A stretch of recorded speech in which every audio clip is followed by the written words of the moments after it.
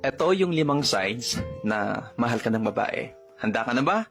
Number 1, napakaselosa at tamang hinala niyan sa'yo. Tanggapin muna ng babae ganoon talaga. Walang babae hindi nagsiselos. Kung naghahanap ka ng babae na hindi selosa, maghanap ka ng hindi ka mahal. Yun lang yun. Ang babae ay likas na may toyo, may saltik man yan. O tamang hinala at selos talaga yan.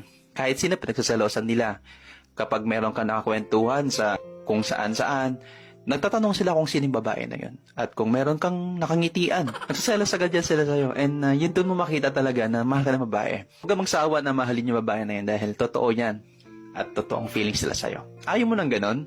Ang babae, nagsaselos yan hindi para magalit ka, kundi para iparamdam sa'yo na ikaw lang yung mahal niya. At ayaw ko nilang mapunta sa iba. Ayaw mo yon? Pangalawa, tanggap lahat sa'yo. Ano man ang itsura mo, ano man ang